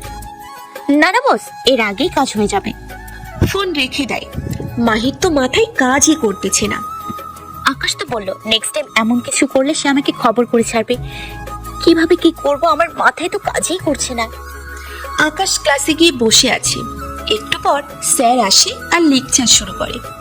আকাশ লক্ষ্য করে ওর ফোনটা বাজছে, কিন্তু স্যার থাকায় সে ফোনটা পিক করতে পারছে না। চুপচাপ বসে আছে। স্যার লেকচার দিয়ে চলে যাওয়ার পর সে পকেট থেকে ফোন বের করে দেখে ইয়াসিন ফোন করেছিল। সে একটা মেসেজও পাঠিয়েছে। মেসেজটা চেক করে দেখে ভাই, ওরা 70 জনের একটা টিম নিয়ে বাংলাদেশে এসেছে, যার মধ্যে 17 জন মেয়ে আর বাকি 53 জন ছেলে। তারা শহরে আলাদা আলাদা স্থানে ছড়িয়ে ছিটে আছে। তাদের থেকে একজনের সন্ধান পেয়ে গেছে। আকাশ ইয়াসিনকে ফোন দেয়। ইয়াসিন, এখনই এই জায়গায় আয়, একটা ঠিকানা দিয়ে দিচ্ছি। আচ্ছা ভাই। আকাশের ক্লাস না করে কলেজ থেকে বের হয়ে যায়। জায়গা মতো গিয়ে আকাশ অপেক্ষা করছে। একটু পর ইয়াসিন আসে। জাসুসটাকে তুলে নিয়েছিস? না ভাই, ওর পিছনে লোক লাগিয়ে রেখেছি। ওর দ্বারাই বাকি আরো 2-1 জনকে যদি ধরতে পারি। হ্যাঁ, গুড। শোন, রাতের মধ্যে তুলে নিবি ওকে, আর এই পুরো ঘটনাটা টিমের কাউকে শেয়ার করবি না যে আলিবাবা দেশে হামলা করবে। আচ্ছা ভাই। ইয়াসিন চলে যায় আর আকাশ নাসির ভাইকে ফোন দিয়ে সবটা খুলে বলে। সমস্যা নাই, ছেলেপেলে রেডি আছে। ওই আলিবাবার বাচ্চা দেশের মাটিতে পা দিতে পারবে না, এমন নাজেহাল অবস্থা করবো ওর। আকাশ তারপর বাসায় চলে যায়। রাতের বেলায় ইয়াসিন 70 জন জাসুস থেকে একটাকে তুলে নিয়ে আসে, যেটার ইনফরমেশন ওদের কাছে আছে। ওকে ধরে এনে রুমে বন্দি করে রেখেছে। ইয়াসিন শুরুতে ভালোই বলে দেয় বাকি সাথীদের নাম বলতে, কিন্তু সে কোনো মতেই স্বীকার করে না। ইয়াসিন 3rd ডিগ্রি দেয়, তাতেও মুখ খোলে না। ইয়াসিন আকাশকে ফোন দিয়ে বলে, ভাই এত চেষ্টা চালাচ্ছি, সে মুখ খুলতেই রাজি না। আচ্ছা তোরা থাক, আমি আসতেছি। একটা কাজ কর, গরম পানি কর আর মরিচের গুঁড়ো রেডি করে রাখ। আকাশ 30 মিনিটের মধ্যে সেখানে চলে যায়। ভাই সব রেডি। আকাশ শুরুতে গিয়ে ভালোই বলে, বাকি সাথীদের নাম বল। তোরা যাই করিস না কেন, আমার মুখ থেকে নাম বের করতে পারবি না। এত চর্চা করে তোর নাম বের করতে পারলে না, ধরে নে আর পারবি না। মারতে মেরে ফেললেও পারবি না। এখনো কি টর্চার করেছি? সবে তো মাত্র শুরু। ইয়াসিন গরম পানি নিয়ে আয় তো, আর সাথে যা রাখতে বলেছি সেটাও নিয়ে আয়। ইয়াসিন গরম পানি আর মরিচের গুঁড়োর বাটিটা নিয়ে আকাশের সামনে রাখে। ওর শরীর থেকে সমস্ত কাপড় চোপড় খুলে ফেল, আর মুখের মধ্যে একটা কাপড় গুজে দে। ইয়াসিন সাথে আরো একজন মিলে ওর শরীর থেকে কাপড় খুলে নিয়ে নেয় আর মুখের মধ্যে কাপড় গুজিয়ে দেয়। আকাশ গরম পানির বালতিটা নিয়ে ফুটন্ত গরম পানিগুলো ওর শরীরে ঢেলে দেয়। গরম পানি ঢালার সাথে সাথে সে সাপের মতো মুচড়ামুচড়ি করতে আরম্ভ করে। সারা শরীরে ফোস্কা পড়ে গেছে ওর। ছেলেটা অঝরে চেঁচাচ্ছে, কিন্তু তার গলার আওয়াজ বের হচ্ছে না। আকাশ তারপর মরিচের গুঁড়োগুলো ওর শরীরের মধ্যে ঢেলে দেয়। ছেলেটা আর সহ্য করতে না পেরে চোখ দিয়ে পানি ছেড়ে দেয়, আর চোখের ভাষায় বলতে থাকে তার মুখ থেকে কাপড়টা সরিয়ে নিতে। সে সবটা স্বীকার করবে। যা, ওর মুখ থেকে কাপড়টা সরিয়ে ফেল। ইয়াসিন মুখ থেকে কাপড়টা সরিয়ে নেয়। ছেলেটা মিনতির সুরে বলতে থাকে পানি। আকাশ ওর হাতের পাশে থাকা পানির বোতলটা এগিয়ে দেয়। সে গটগট করে 2 লিটার পানি জায়গায় শেষ করে ফেলে। এবার সাথীদের নাম বল, না হয়তো বুঝে গেছিস আমি কি করতে পারি। বিশ্বাস করুন, বাকি সাথীদের মধ্যে আমি কাউকে চিনি না, 2-1 ছাড়া। তাও যাদেরকে চিনি ওদের সাথে কিছুদিন পরিচয়, কারণ বস আমাদের একজনকে এক জায়গা থেকে উঠিয়ে এনেছে। কারোর সাথে কারোর পূর্বে পরিচয় নেই, আমাদের উঠিয়ে এনেছে কলকাতা থেকে। আমি জানি তুই সবারই নাম জানিস, ভালোই নাম বল, না হয়তো আবার শুরু হয়ে যাব। মিথ্যা বলে পার পাবি না। বিশ্বাস করেন, আমি 2-1 চিনি। ইয়াসিন গরম পানির মধ্যে সুই ফুটিয়ে নিয়ে আয়। এই যে ভাই সুই। আকাশ সুইটা নিয়ে ছেলেটা রগের মধ্যে ফোটাতে থাকে। ছেলেটা ব্যথার তাড়নায় চিৎকার করে মিনতি করছে আর বলছে, বিশ্বাস করুন, আমি আর কারোর নাম জানি না। আপনারা আমাকে মেরে ফেললেও একই কথা বলবো আমি। আকাশের কেন জানি মনে হচ্ছে ছেলেটা সত্য বলছে। আচ্ছা, বাকি 2 জনের নাম বল। আমার ফোনে তাদের ছবি আছে, এর আগের মিশনে একসাথে কাজ করেছিলাম, তাই ওদের কিছু পিক মোবাইলে আছে। ইয়াসিন, ওর ফোন কোথায় রে? ভাই ফোন জব্দ করে রেখেছি, ওয়েট 1 মিনিট, ফোন এনে দিচ্ছি। ইয়াসিন ফোনটা এনে ছেলেটার হাতে দেয়। ছেলেটা ফিঙ্গার দিয়ে ফোন ওপেন করে যেই দুজনকে চেনে তাদের পিক দেখায়। আকাশ একজনকে চেনে না, কিন্তু দ্বিতীয় জনকে দেখে তো আকাশের মাথার উপর যেন বাজ পড়েছে এমন অবস্থা। এটা কি করে সম্ভব? এই তুই সত্যি বলছিস তো তোদের টিমের মধ্যে এও একজন? হ্যাঁ, সত্যি বলছি। ওকে, ওদের ব্যবস্থা করছি আমি। আর তোদের 70 জনকে লিড দিয়ে এই দেশে এনেছে কে? কেউ আনেনি, তবে বলেছে আমাদের একজন লিডার দেশে বহুকাল আগে থেকে বসবাস করে, সে সমস্ত কিছু দেখভাল করে। কিন্তু আমরা মিশনে এসেছি ঠিক, কিন্তু সেই লিডারকে এখনো দেখিনি। আকাশ তো দ্বিতীয়বারের মতো শকড খায়। আমাদের দেশে বহুকাল আগে থেকে কেউ একজন থেকে আসছে মানে? আকাশের মাথা রীতিমতো কাজ করা বন্ধ করে দিয়েছে। ইয়াসিন, ওকে এখানে এভাবে ফেলে রাখ, আর ছবি রেখে তুলে নিয়ে আয়। আর বাকি যে আছে তাকে আমার উপরে ছেড়ে দে। মনে মনে প্ল্যান তৈরি করলাম ওকে কিভাবে ধরবো। তখনই মনে পড়লো সে আমার জন্য ভালোবাসা নামক যে ফাঁদটা এঁটেছে তার মধ্যেই তাকে ফাঁসাবো। এত সময় হয়তো বুঝে গেছেন কার কথা বলছি। হ্যাঁ, মাহি হচ্ছে 70 জন জাসুসের মধ্যে একজন। দ্বিতীয় যে ছবিটা দেখলাম সেটা মাহির ছবি। এবার ওর ভালোবাসার জালে ওকে ফাঁসিয়ে তথ্য বের করব। কিন্তু আরেকজন লিডার যে আমাদের দেশে বহুকাল আগে থেকে বসবাস করছে তার উত্তর হয়তো মাহির কাছ থেকেই পাবো। মাহি পারবে একমাত্র হয়তো তার সঠিক সন্ধান দিতে। পরের দিন যথাসময়ে কলেজে চলে গেলাম। গিয়ে মাহির খোঁজ করছি, কিন্তু মাহি নাকি এখনো আসেনি। ওয়েট করছি, একটু পর মাহি আসলো। মাহিকে দেখে ওর দিকে এগিয়ে গেলাম। মাহি, তোমার সাথে আমার কিছু কথা আছে। কি বলবে বলো? আমি জানি তুমি কি বলবে, যে তুমি আমাকে ভালোবেসে ফেলেছো। আসলে মাহি, গত 2 দিন অনেক ভেবে দেখেছি আমার লাইফে এমন কাউকে দরকার যে আমার জীবনটা গুছিয়ে দিবে। হ্যাঁ দিব তো, আমি তোমার জীবন গুছিয়ে দিব। কালকের ব্যবহারের জন্য ক্ষমা চাচ্ছি। আচ্ছা, তুমি কি আমায় তোমায় ভালোবাসার মতো একটা সুযোগ দিবে? হ্যাঁ দিব তো, কিন্তু একটা কন্ডিশন আছে। কি কন্ডিশন বলো? আমাকে সবসময় ঘুরতে নিয়ে যেতে হবে, মাঝে মাঝে তোমার হাতে খাইয়ে দিতে হবে। আমি হাজারো বাহানা করব, সেগুলো তোমার পূরণ করতে হবে। হ্যাঁ, করবো তো, তোমার সব বায়না পূরণ। তাহলে চলো, আজ ক্লাস করব না, তুমি আমায় দূরে কোথাও থেকে ঘুরিয়ে নিয়ে আসো। আচ্ছা চলো, দুজনে মিলে একটা পার্কে যাই। মাহি আকাশের কাঁধে মাথা দিয়ে চুপ করে বসে আছে। মাহির কেন জানি খুব শান্তি লাগছে। মনে হচ্ছে যেন আকাশের কাঁধটা পরম শান্তির একটা স্থান। একটু পর ফুচকাওয়ালা মামা তার স্টকটা ওপেন করে। এই আকাশ, আমি ফুচকা খাবো। আচ্ছা চলো। তারপর আকাশ ফুচকা অর্ডার করে। এই কিরে, তুমি খাবে না? না, আমার খেতে ইচ্ছে করছে না, আর এইসব আমি একটু কম খাই, আমার ভালো লাগে না। আচ্ছা তাহলে তুমি আমাকে খাইয়ে দাও, তোমার খেতে হবে না। মাহিকে খাইয়ে দিচ্ছি, ইচ্ছা করছে না ওর মতো ছলনাময়ীকে নিজের হাতে খাইয়ে দিতে। ইচ্ছে করছে ফুচকার সাথে বিষ মিশিয়ে দিয়ে ওকে মেরে ফেলি। মাহি তো আপন মনে ফুচকা খাচ্ছে আর মনে মনে ভাবছে, আর যদি আমি মিশনে না আসতাম তাহলে সত্যিই তোমায় ভালোবাসতাম। তোমার মতো মানুষ হয় না, যে কিনা এত পাওয়ার থাকা সত্ত্বেও তার মাঝে সেই পাওয়ার নিয়ে কোনো গরিমা নেই।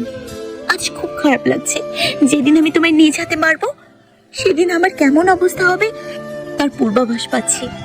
মনে মনে, মাহি তুমি যদি সত্যিকার অর্থে আমায় ভালোবাসতে, উপরওয়ালা সাক্ষী, তোমার হাত আমি কখনোই ছাড়তাম না। কিন্তু তুমি ছলনাময়ী, তোমার জন্য মনের কোনো এক জায়গায় ভালোবাসা কাজ করছে, কিন্তু তোমার ক্ষেত্রে সেটা প্রকাশ করাও নেহায়েত বোকামি হবে। আগে পরে তুমি তোমার আসল রূপ নিয়ে আমার সামনে আসবে।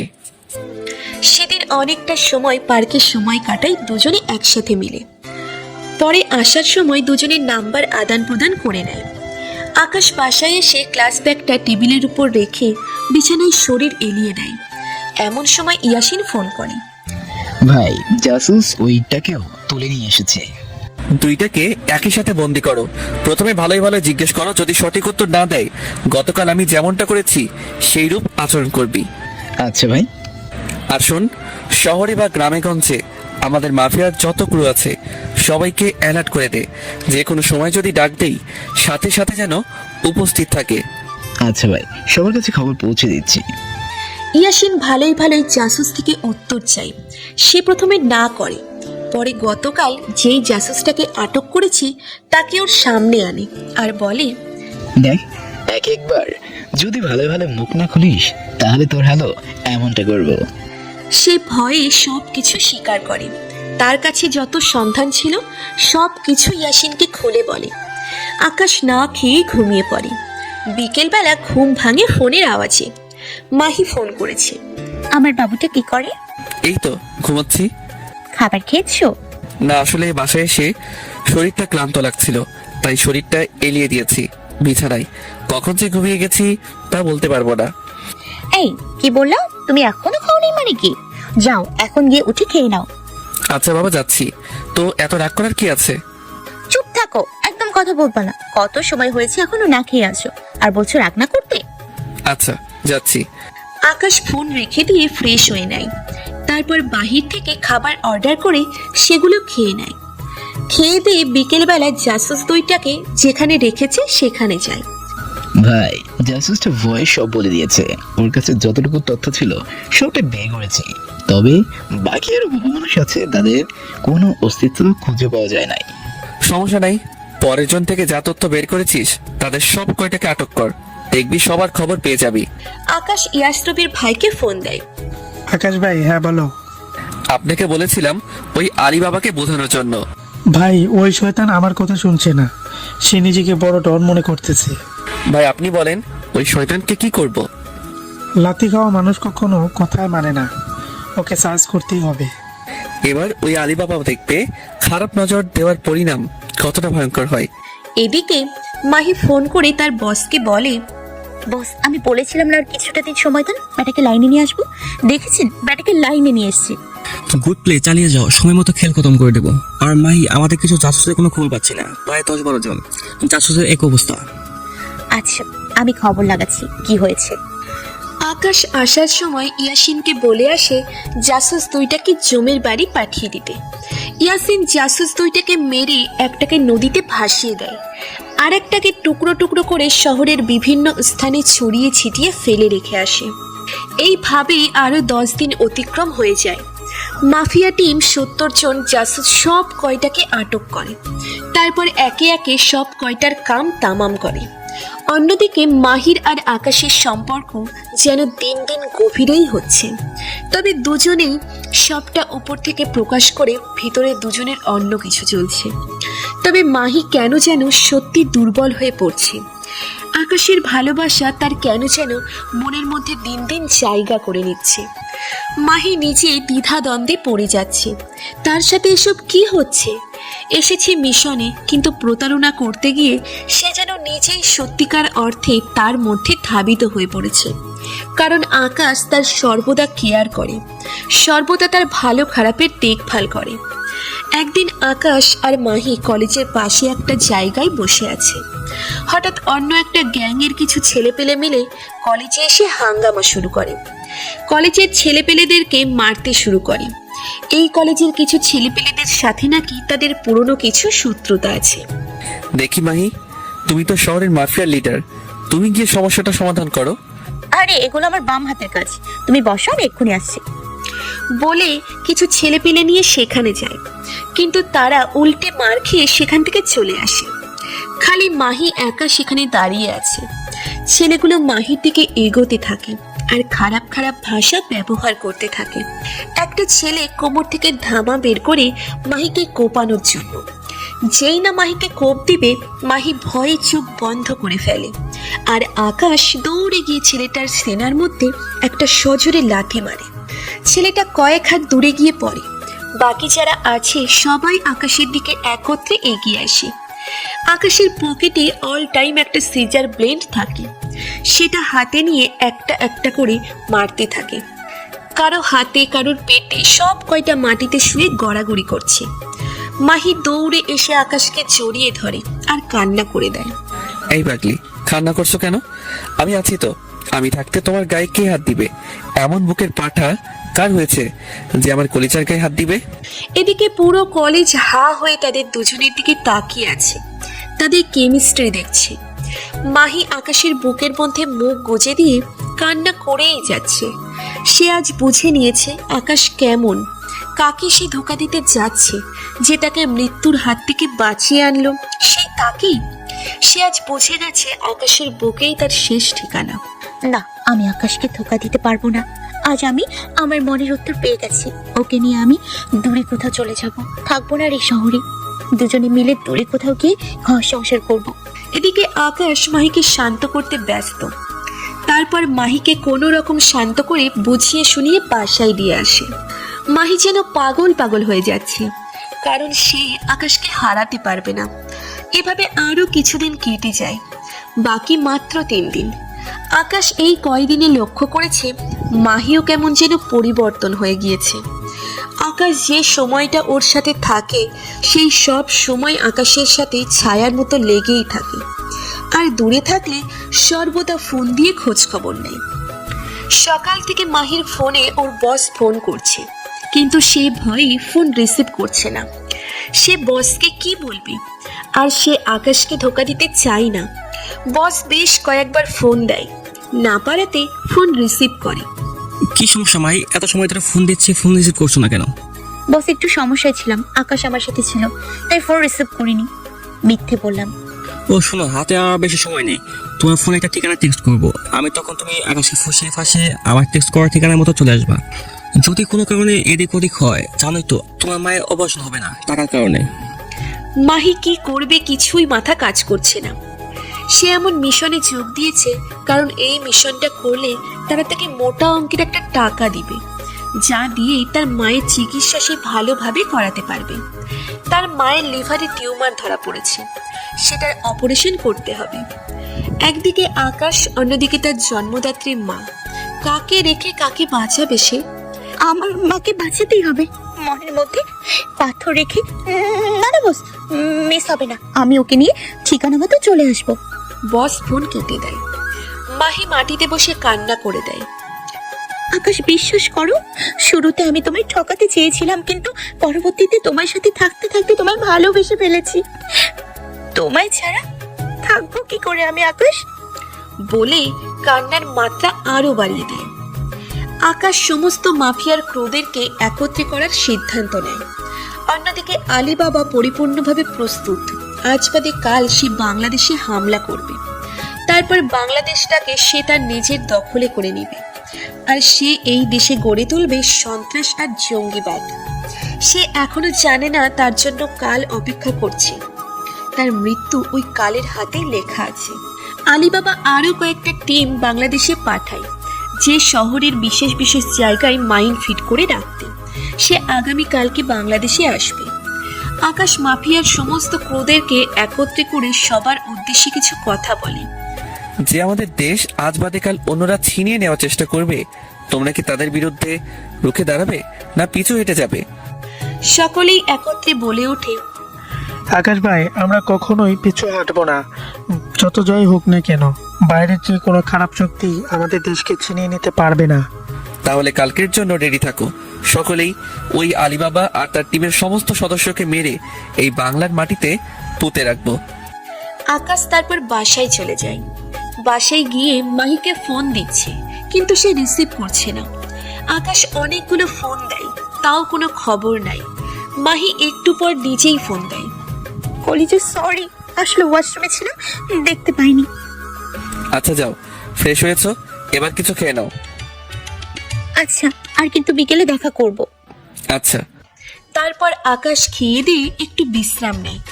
বিকেল বেলায় মাহি ফোন করতেছে দেখা করতে যাওয়ার জন্য। কলিজা, আর মাত্র 5 মিনিট, আসতেছি। 5 মিনিটের মধ্যেই মাহির বাসার সামনে চলে যায়। তারপর দুজনে মিলে ঘুরতে বের হয়। দুজনে নদীর পাড়ে একটা জায়গায় বসে আছে। উপরে আবার পার্ক। দুজনেই বসে বসে কথা বলতেছে। হঠাৎ একটা পিচ্চি বাচ্চা এসে মাহির কাঁধে হাত দেয়। বাচ্চাটার হাতের মধ্যে একটা বল। আন্টি, আমার সাথে খেলা করবা? আম্মু না কোথায় যেন চলে গেছে। বাচ্চাটাকে দেখে মায়া লেগেছে। হ্যাঁ বাবু, করবো তো, কিন্তু তোমার আম্মু কোথায় চলে গেছে? জানি না তো কোথায় গেছে। আকাশ, তুমি বসো, আমি বাচ্চাটার সাথে একটু বল নিয়ে খেলা করি। আমার বাচ্চাদের সাথে খেলতে খুব ভালো লাগে। আচ্ছা যাও। মাহি আর বাচ্চাটাকে খেলা করতেছে। আকাশ দূর থেকে ওর দিকে হা হয়ে তাকিয়ে আছে। মাহিকে একদম বাচ্চা বাচ্চা লাগতেছে। কি কিউট লাগতেছে মাহিকে দেখতে। ইস, মাহি যদি সত্যি আমায় ভালোবাসতো কখনোই ওর হাত ছাড়তাম না, কিন্তু আফসোস, আমার কপাল খারাপ। আকাশ হঠাৎ লক্ষ্য করে মাহির ব্যাগে থাকা ফোনটা পাচ্ছে। আকাশ প্রথমে চিন্তা করে মাহিকে ডাক দিবে কিনা। পরে আবার ভাবলাম না থাক, মেয়েটা খেলতেছে খেলুক, ফোনটা লাগাতার বেজেই যাচ্ছে। ভাবলাম ফোনটা আমি রিসিভ করব, কিন্তু ফোনটা হাতে নিতেই কেটে গেল। ফোনের স্ক্রিনে নাম্বারটা চেক করলাম, কে ফোন দিয়েছে। দেখলাম বস দিয়ে সেভ করা নাম্বারটা। এটা দেখে তো 1000 ভোল্টের একটা ঝাটকা খেলাম। আবার একটু পর একটা মেসেজ আসলো বস নাম্বারটা থেকে। কালকে আকাশকে নিয়ে মদিনা টাওয়ার পেছনে যে বাড়িটা আছে সেখানে চলে আসবা। আমাদের বস কালকে দেশে আসবে, আর বস আরও কয়েকটা টিম দেশে পাঠিয়েছে। বড় বড় যত বাড়ির সুপার শপ আছে সব জায়গায় মাইন্ড ফিট করে রাখবে। পুরো শহর মেয়েকে তামা হয়ে যাবে। এমনিতেই আকাশ একটা ঝটকার মধ্যে আছে। তার উপরে এমন মেসেজ দেখে ওর পায়ের নিচ থেকে যেন মনে হয় মাটি সরে গেছে। আকাশ ভাবতেছে এখন কিভাবে কি করবে সে তো এখন সব জেনে গেছে। সে মনে মনে একটা প্ল্যান সাজিয়ে ফেলে। একটু পর বাচ্চাটার মা এসে কান্নাকাটি শুরু করে দেয়। আল্লাহ, আমার বাচ্চা পড়ে। বাচ্চাটাকে দেখে তো চাপটে ধরে কান্না শুরু করে। এই যে এখন কেন কান্না করছেন? বাচ্চাকে রেখে এইদিক সেদিক যখন যান তখন মনে থাকে না বাচ্চার কথা? আসলে আমি কোথাও যাই নাই, সে খেলতে খেলতে হুট করে আমার নজর এড়িয়ে এখানে চলে এসেছে। যাই হোক, বাচ্চার দিকে একটু ভালো করে নজরদারি রাখবেন। বাচ্চাটাকে নিয়ে ওর মা চলে যায়। মাহি এসে আকাশের পাশে বসে। আমার না কেন জানি খুব ভয় করছে। কেন জানি মনে হচ্ছে তুমি আমার লাইফ থেকে চিরতরে হারিয়ে যাবা। মনে মনে নিজেই তো প্রতারণা করতেছো, থেকে বা হারিয়ে যাওয়ায় কি বা আসা যাবে? কেন তোমার এমন কেন মনে হয় যে আমি হারিয়ে যাব? জানি না, কেন জানি খুব ভয় করতেছে। আচ্ছা কলিজা, তোমার একটা হাত দাও তো। আকাশ মাহির দিকে হাত বাড়িয়ে দেয়। মাহি আকাশের হাতটা ধরে, ওর বুকের উপর রাখে। কিছু অনুভব করতেছো? হ্যাঁ, খুব কাঁপতেছে বুকটা। আকাশ, এটা বিশ্বাস করিও, এই মাহি তোমায় সত্যিই ভালোবাসে, নিজের জীবনের থেকেও বেশি ভালোবাসে। বলতে বলতে কান্না করে দেয়।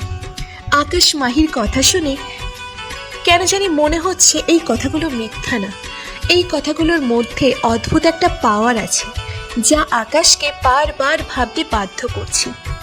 আকাশ যখন মাহির বুকে হাত দেয় তখনই সে বুঝতে পারে মাহি কোনো না কোনো ভাবে ওকে সত্যি ভালোবাসে, কিন্তু আবার এটাও মাথায় কাজ করছে সে যে প্রতারণা করে আসছে। ধুর, যা হবে কাল দেখা যাবে। সে মাহিকে শক্ত করে বুকের সাথে জড়িয়ে ধরে। বেশ কিছু সময় মাহি আকাশের বুকের মধ্যে মাথা রেখে কান্না করে। আকাশ মাহিকে অনেক কষ্টে শান্ত করে। তারপর দুজনেই সেখান থেকে উঠে রিকশা নেয় বাসার উদ্দেশ্যে। আকাশ আগেই মাহিকে বাসায় পৌঁছে দেবে, পরে সে বাসায় ফিরবে। মাহির বাসার সামনে আসার পর মাহি নেমে যায় রিকশা থেকে আর আকাশকে বলে, কলিজা, কাল আমার সাথে এক জায়গায় যেতে হবে, তুমি রেডি হয়ে থেকো। আকাশ আর পাল্টা প্রশ্ন করে না যে কোথায় যাবে। সে তো জেনেই গেছে মাহিটাকে কোথায় নিয়ে যাবে। আচ্ছা, সমস্যা নাই, যাব। আকাশ বাসায় না গিয়ে সোজা রিক্সা নিয়ে ওদের টিমের আসল পাওয়ার পয়েন্ট যেটা, সেখানে চলে যায়। সেখানে ইয়াসিন আরও অনেক ক্রু মেম্বাররা আছে।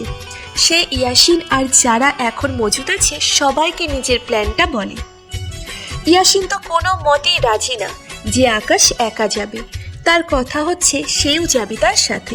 ইয়াসিন, সমস্যা নাই, আমি তো আর একা যাব না।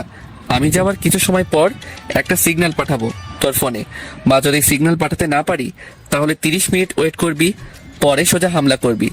আগে থেকে তোরা পুরো এলাকাটাকে ঘেরাও করে ফেলবি। আচ্ছা ভাই।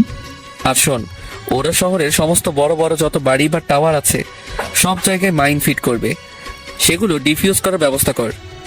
ইয়াসিন আকাশের কথা মতো ক্রু মেম্বারদেরকে আলাদা আলাদা করে কাজে পাঠিয়ে দেয়। সমস্ত কিছু প্ল্যান করা শেষ। আকাশ বাসায় চলে আসবে তার আগেই সে নাসির ভাইকে ফোন দেয়, কিন্তু ফোন বন্ধ আসছে বারবার। আকাশ তো কিছুই বুঝে উঠতে পারছে না। সে বাসায় যাওয়ার আগে এক পাক নাসির ভাইয়ের বাসায় যায়, কিন্তু নাসির ভাই নাকি নেই। বাসায় সে ঘুমিয়ে পড়ে। সকালে উঠে নাস্তা করে একটু মায়ের সাথে কথা বলে, পরে আবার বাসায় এসে পড়ে। মাগরিবের পর প্রায় 7টার দিকে মাহি ফোন দেয়, আকাশ, রেডি হয়ে আমার বাসার সামনে আসো। আকাশ শার্টটা গায়ে দিয়ে কোমরে 2টা মেশিন গুজে নেয় আর ইয়াসিনকে ইনফর্ম করে সে বের হচ্ছে। ইয়াসিনরা আগেই জায়গা মতো পজিশন নিয়ে বসে আছে। মাহি বাসার সামনে অপেক্ষা করছে।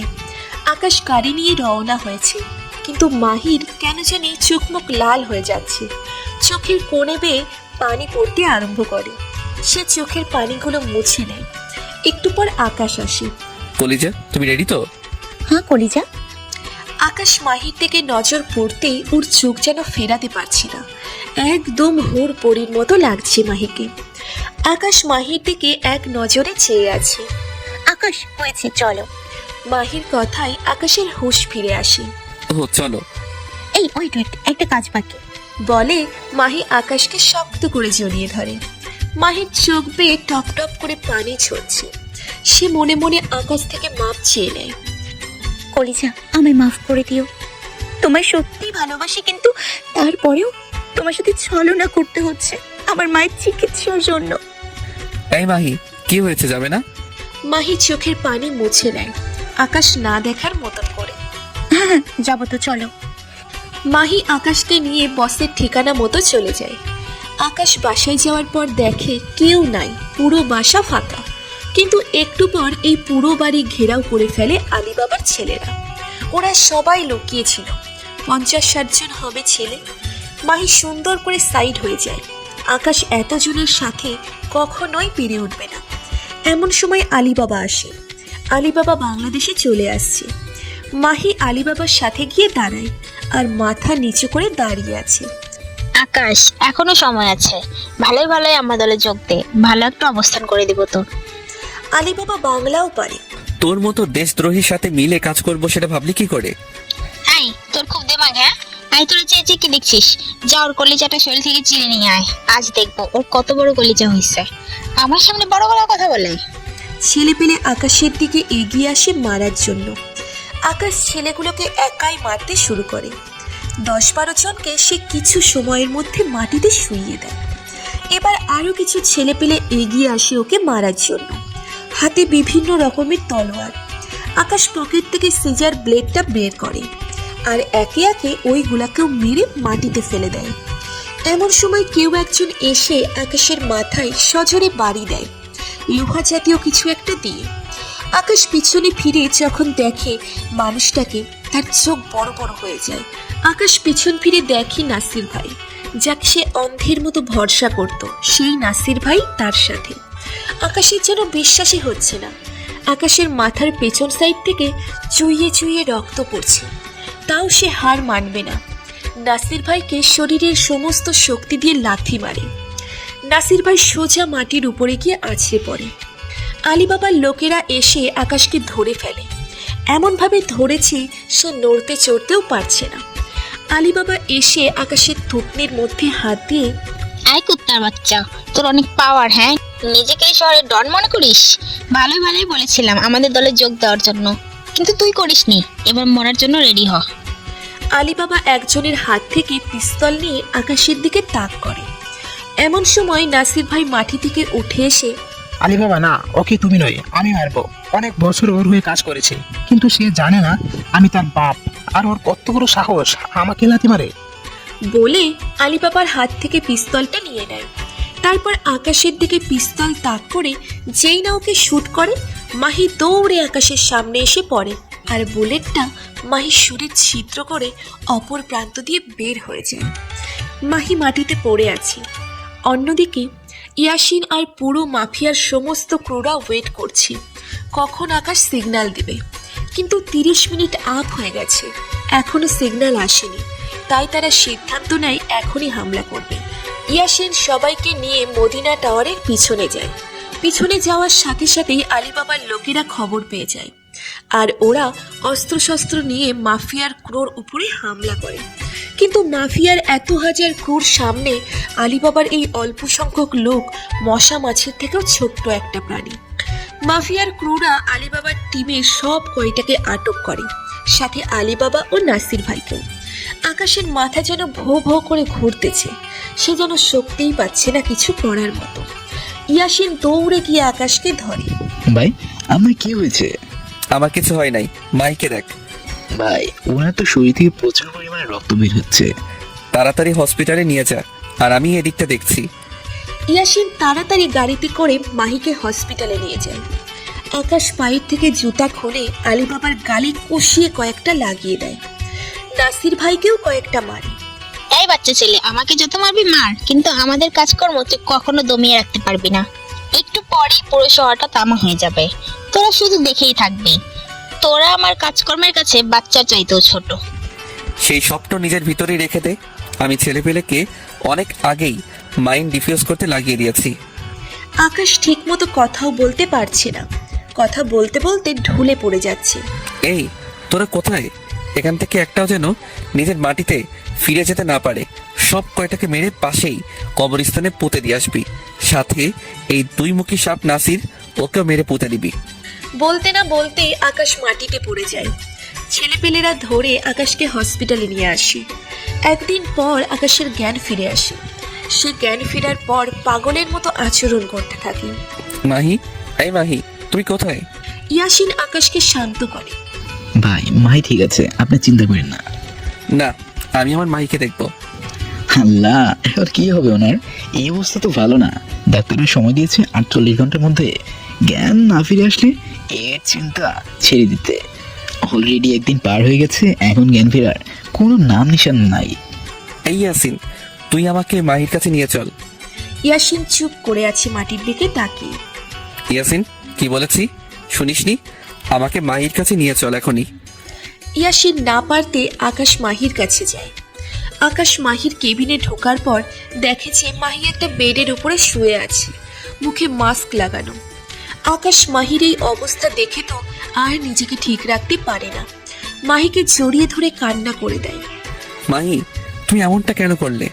আমি ওই দিনই বুঝে গিয়েছিলাম, যেদিন তোমার বুকে হাত দিয়েছিলাম, যে তুমি আমায় সত্যি ভালোবাসো। আর গতকাল কনফার্ম হয়ে গেছি, যখন তুমি আমাকে সেভ করার জন্য নিজের জানটা দিয়ে দিতে চাইলে। এমন সময় একটা নার্স আসে। এই কি করছেন কি আপনি? এমন কান্নাকাটি করলে রোগীর ক্ষতি হবে। এমন কান্নাকাটি না করে ধৈর্য ধারণ করুন, দেখবেন সব ঠিক হয়ে যাবে। আকাশ কান্না থামিয়ে দেয় আর চুপচাপ করে মাহির সামনে বসে থাকে। ভাই, খাওয়ার সময় হয়ে এসেছে, কিছু খেয়ে নেন। না, আমি কিচ্ছু খাবো না। মাহিরের জ্ঞান না ফেরা পর্যন্ত ওর সাথে বসে থাকবো। ভাই, কিছু না খেলে যে আপনি অসুস্থ হয়ে যাবেন। সমস্যা নাই, অসুস্থ হলে হব, তাও আমি কিছু খাবো না। আকাশের জেদের কাছে সবাই হার মেনে যায়। দুপুর পেরিয়ে বিকেল হয়ে যায়, মাহির জ্ঞান ফিরে আসে না। আকাশ তো একদম ভেঙে পড়েছে। হঠাৎ মাহির জ্ঞান ফিরে আসে। ইয়াসিন দৌড়ে গিয়ে ডক্টরকে ডেকে নিয়ে আসে। ডাক্তার এসে সমস্ত কিছু চেক আপ করে। না, সব ঠিক আছে, এখন আর কোনো বিপদের আশঙ্কা নেই। মাহির জ্ঞান ফিরতেই দেখতে পায় আকাশ তার পাশে বসে আছে। মাহি বেডে শুয়েই কান্না করে দেয়। সে কোন মুখ নিয়ে আকাশের সাথে কথা বলবে? সে কোন মুখ নিয়ে আকাশের সামনে যাবে? এই কলিজা, কান্না করছো কেন? হ্যাঁ, আমি জানি আমার কলিজাটা আমাকে সত্যি ভালোবাসে, আর আমিও আমার কলিজাটাকে সত্যি ভালোবাসি। বিশ্বাস করো, আমার মায়ের জন্য শুধুমাত্র এমনটা করেছি। আমার কাছে এত টাকা নেই যে আমার মায়ের চিকিৎসা করাবো, তাই বাধ্য হয়ে এই পথ বেছে নিয়েছি। মাহিকে জড়িয়ে ধরে, এই বাবু চুপ করো, যা হয়েছে হয়েছে, তোমার মায়ের চিকিৎসা আমি করাবো। মাহিকে কিছুদিন হসপিটালে রেখে আকাশ তারপর মাহিকে নিয়ে ওর বাড়িতে চলে যায়। বাড়ি বলতে আকাশের মায়ের কাছে, ওদের আসল ভিটেমাটি যেটা সেখানে। আকাশের মা তো মহা খুশি, একদিকে ছেলে এসেছে, অন্যদিকে ছেলে তার পছন্দের মানুষকে নিয়ে এসেছে। আকাশের মাও চাচ্ছিল আকাশের বিয়ে করিয়ে দিতে। যাক, এবার আমার ছেলের বিয়ে দিব আমি। আকাশের মার বেশ পছন্দ হয়েছে মাহিকে। বিয়ের সময় ঠিক হয়, তার আগে আকাশ মাহির আম্মুকে দেশে নিয়ে এসে ট্রিটমেন্ট করায়। মাহির আম্মু সুস্থ হয়ে যায়। ধুমধাম করে আকাশ আর মাহির বিয়ে হয়। দুজনেই তো মহা খুশি, দুজনেই সংসার জীবন শুরু করে। মাহি এখনো আগের মতোই আছে, কলেজে গেলে গুন্ডামি মাস্তানি করে, তবে সেটা আকাশের জন্য। কোনো মেয়ে যদি আকাশের দিকে চোখ দেয় বা ওর সাথে কথা বলতে আসে, তাহলে মাহি তার 12টা 13টা 14টাও বাজিয়ে দেয়। আর আকাশ এখনো নিজের কাজকর্ম ইন্তজাম দিয়ে যাচ্ছে। আলী বাবার মৃত্যুর পর দেশে এখনো কেউ নজর দিতে 10 বার চিন্তা করে না, কারণ সবাই জেনে গেছে দেশের মধ্যে একটা বাঘ আছে। কুনজর দিলেই শরীর থেকে মস্তকটা আলাদা করে ফেলবে। 1 বছর পর আকাশ আর মাহির সংসার আলোকিত করে একটা ফুটফুটে রাজকন্যা হয়। আকাশ আর মাহি এখন খুব ব্যস্ত তাদের রাজকন্যাটাকে নিয়ে। এমন হাসি খুশি ভাবেই আর একটা ঘটনার সমাপ্তি ঘটল।